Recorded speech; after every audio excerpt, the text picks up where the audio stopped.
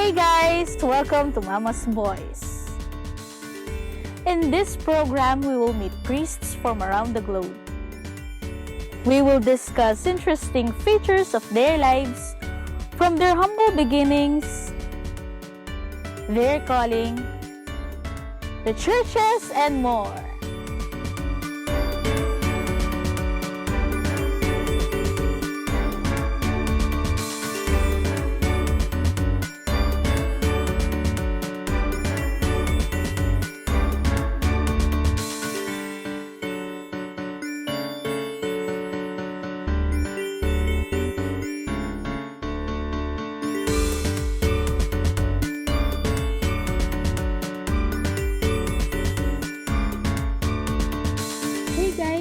In this episode, we are with Reverend Father Lyndon Martin Valenton of Santa Monica Parish, Minalin, Pampanga.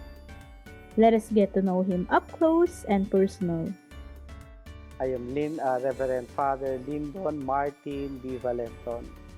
So, actually, ako yung parish priest. I am the parish priest now dito sa Santa Monica, San Nicolas, Minalin.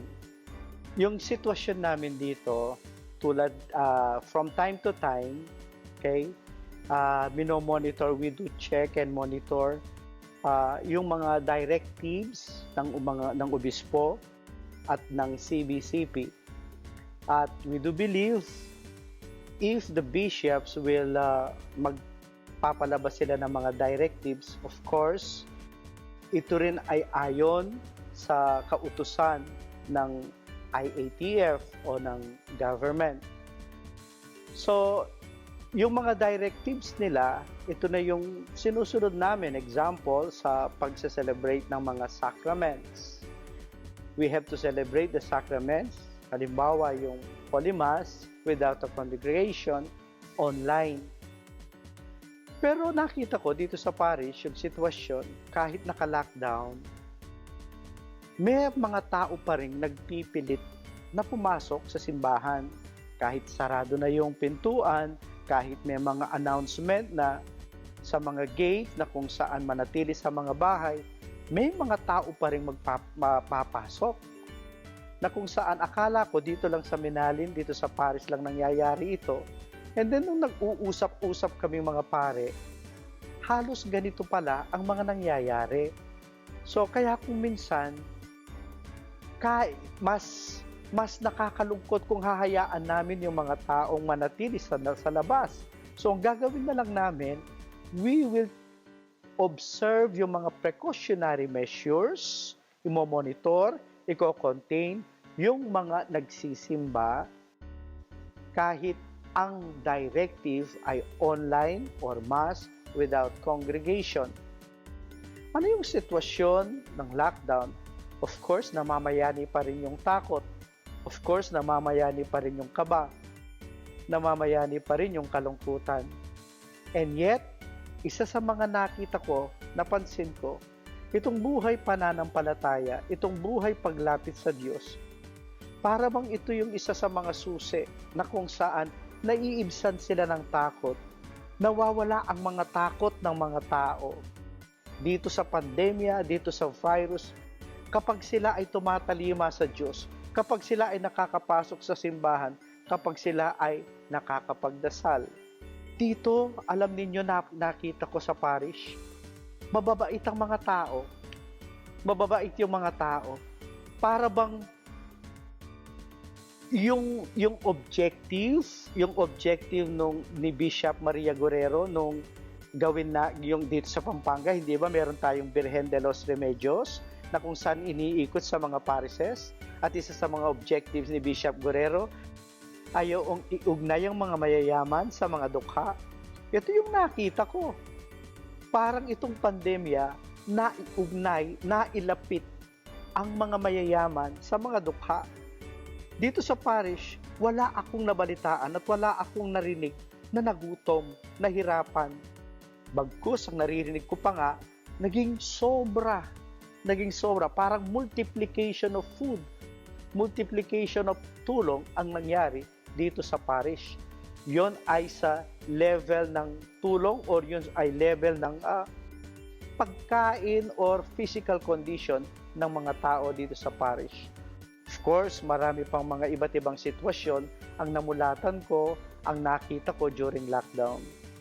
Yes, yung mga guidelines namin, yung mga directives na inisyu ng CBCP, ito rin ay ayon sa government. Talagang nakiisa at talagang sumunod ang simbahan sa guidelines ng IATF o ng government natin dahil nakikiisa ang simbahan upang makatulong dito sa pagsugpo, upang makatulong ang simbahan in one way or another para hindi talaga kumalat ang virus. Yes, may mga protocols.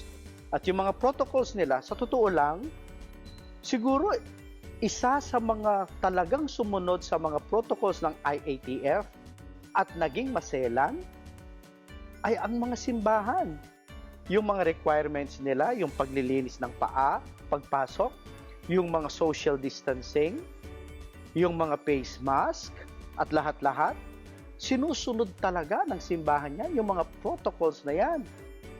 Kaya nga noon sa communion, wala kaming physical contact, hindi talaga binibigay yung katawan ni Kristo. Ano yung ginawa namin as a substitute? Yung tinatawag nating spiritual communion.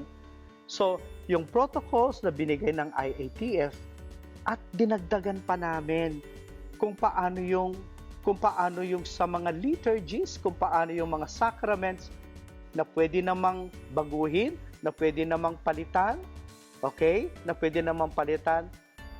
Dahil nga sa nangyayari ngayon, dinagdagan pa namin, naragdagan pa. Kaya nga, ito yung isa sa mga katotohanan na maaaring hindi nakikita ng karamihan, ang simbahan ang siyang una. At siyang nakikita kong talagang stricto sa pagtupad sa protocols ng government. At dinadagdagan pa namin yan, yung mga protocols sa aming mga localized parishes. Of course, hindi lamang yung misa, hindi lamang yung sacraments. Ang parish natin, yung supposed to be budget for Holy Week. Alalahanin natin, yung Holy Week celebrations talagang na-modify din, napalitan din. Yung mga budget niyon, inutusan ko ang mga leaders ko dito sa parish, leaders ko sa mga barangay, church, ay yung chapel coordinators na gamitin ang kanilang pondo, bumili ng bigas, bumili ng mga noodles at canned goods. At ito ay pinamahagi namin sa mga identified na mahihirap sa mga barangay. When we return, Father Lyndon will talk about his journey on priesthood. All this and more on Mama's Boys, Mama Mary's Boys. You are still tuned in to Mama's Boys, Mama Mary's Boys on CLTV. Please like and share our social media accounts. Back to our interview with Father Lyndon. So, actually, ako yung parish priest. I am the parish priest now dito sa Santa Monica, San Nicolas, Minaling. Pero ako po ay taga Santa Rita, San Juan Santa Rita.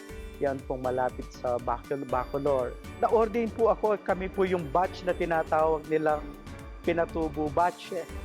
Na-ordinahan kami, talagang pumuputok yung pinatubo.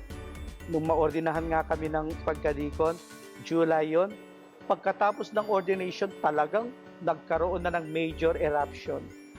Kaya nga nang pag umuwi kami sa mga bahay-bahay namin, naku, talagang umuulan na ng abo. Yung mga ibang bisita pa nga namin, hindi na sila nakauwi. Nahirapan pa sa pag-uwi dahil talagang umuulan na ng ash. So 1991 yon. Deacon at pagkapare, December 11, naordinahan kami dahil group yung ordination namin, 1991, December 11, Pampanga Day. So 1991 hanggang ngayon, so if I am not mistaken, mahina ako sa mate, almost 29 years na ako sa pagkapare. So 29 years na akong pinagtitiisan ng Diyos at nagtitiis na rin ng mga tao sa akin for 29 years. Usually they say, ang pagpapare, vocation. And the word vocation, of course, ito ay nakaugat sa salitang calling, pagtawag. Kapag sinasabi natin, pagtawag, calling, hindi yung parang cinematic na kung saan parang gumagawa ng himala ang Diyos na tinatawag ka, "Oh, Lyndon, magpapari ka." Hindi ko nakita ang pagtawag ng Diyos sa pagpapare doon sa extraordinary or yung pagka-cinematic na paraan. Para bang napakasimple lang kung babalikan mo ang buhay na nakaraan mo. Napakasimple at napaka-ordinaryo sa mga pang-araw-araw na buhay. Dito mo mabubuo at dito mo makikita ang pagtawag ng Diyos. Halimbawa sa aking pagkapare. So, nire-recall ko, binabalikan ko, paano ako nagkaroon ng interest sa pagpapare? Ako, una sa lahat yung nanay ko. Dahil batang-bata pa ako, palagi niya akong sinasama sa pagsisimba. Dito ako namulat sa kahalagaan ng pagsisimba hanggang sa gawin niya ako, inuutos niya sa akin na sumama sa mga altar servers. Noon na tinatawag na knights. Ngayon gusto altar server ang tawag.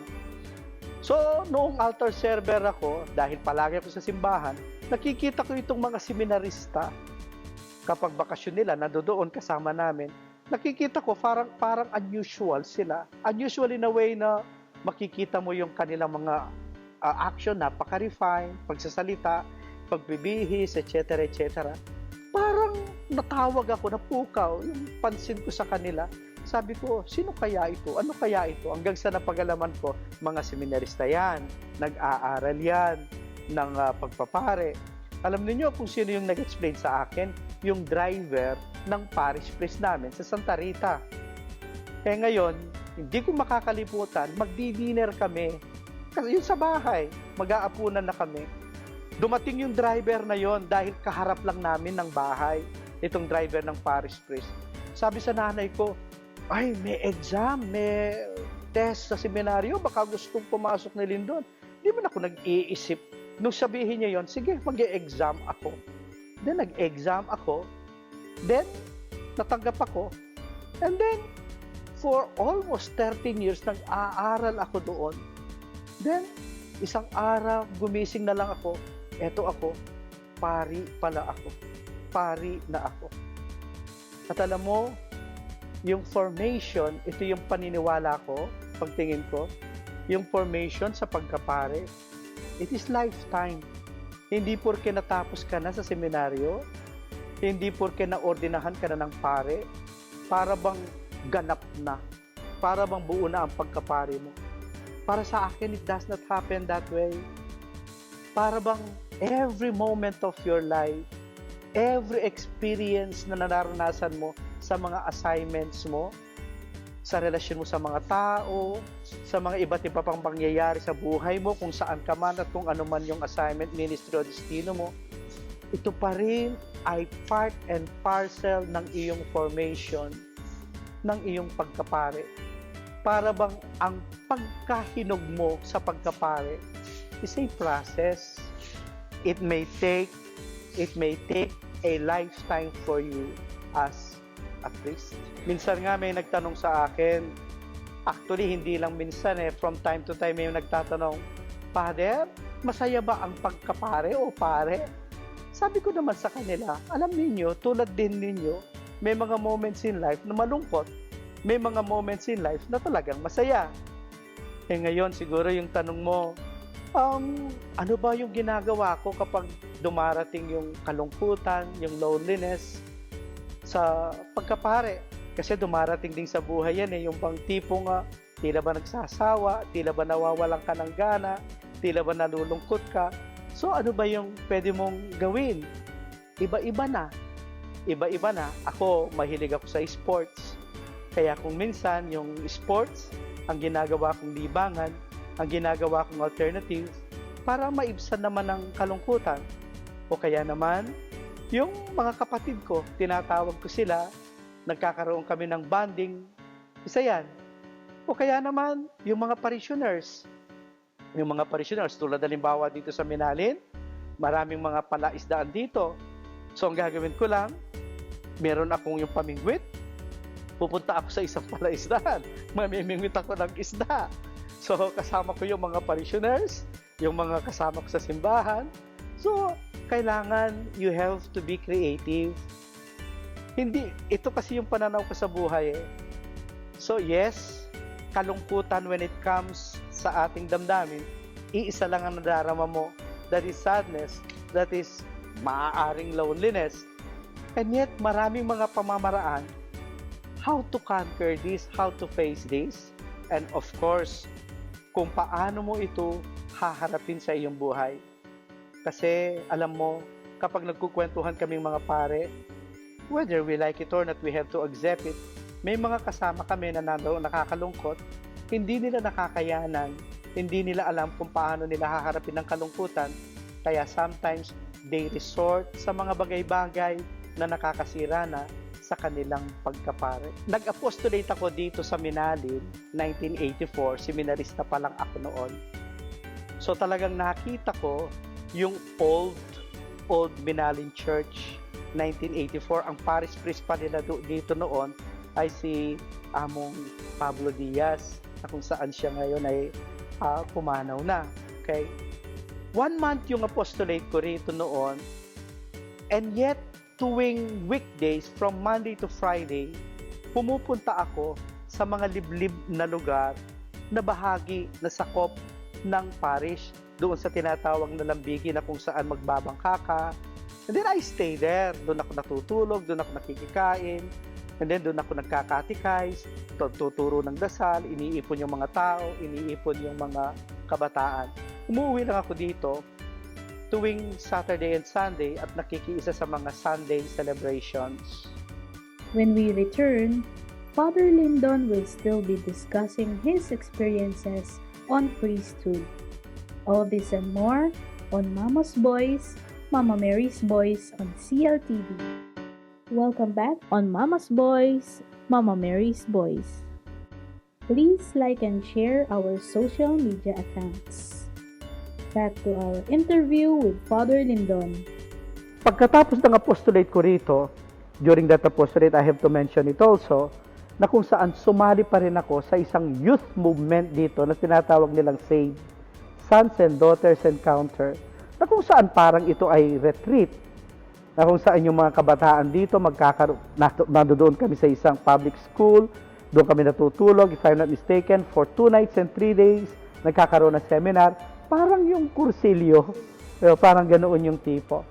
So, for the sake na kung saan makikiisa ako, makakasalamuha ko yung mga kabataan dito sa Paris, ginawa ko yon.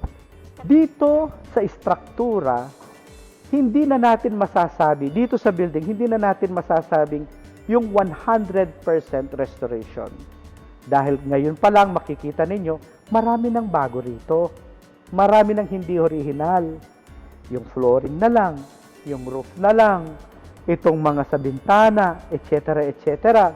So makikita ninyo na hindi na talaga original.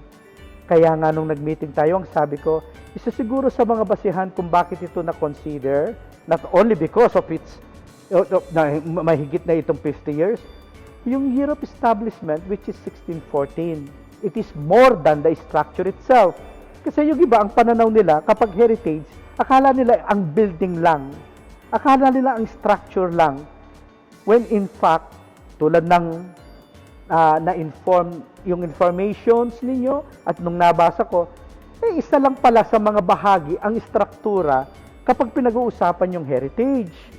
Isa pa pala sa mga pinag-uusapan dito ay yung mga nakaugalian. Maraming mga kaugalian dito. Maraming mga kaugalian dito, yung fiesta, etc. etc. Marami. Ano ngayon ang ginagawa ko? Ano ngayon ang pananaw dito? Napakahalaga ng mga ito eh. Isa ito sa paraan ng evangelization or catechism. Kaya ang gagawin natin, kung ang heritage ay pagpapahalaga sa nakaraan, pagpapahalaga sa ugat, kailangan iugat natin, pag-aralan natin, bakit ba tumubo o itinanim ang tradisyon na ito? So 1 year pa lang ako rito and then few months. Pero sa pagtatanong, sa pakikinig at sa aking mga personal readings, meron akong mga fragments na namumulatan, natututunan tungkol dito sa istruktura ng simbahan dito sa Minalin. Obviously, ang simbahan dito ay tinatawag na Augustinian Church. Ang mga missionaryong Augustinian ang nagpatayo dito sa simbahan na ito. Ayon sa kasaysayan, hindi naman talaga dito itatayo ang simbahang ito. Itatayo ito doon sa Santa Maria Barangay. Isa ito sa mga barangay o baryo ng Minalin.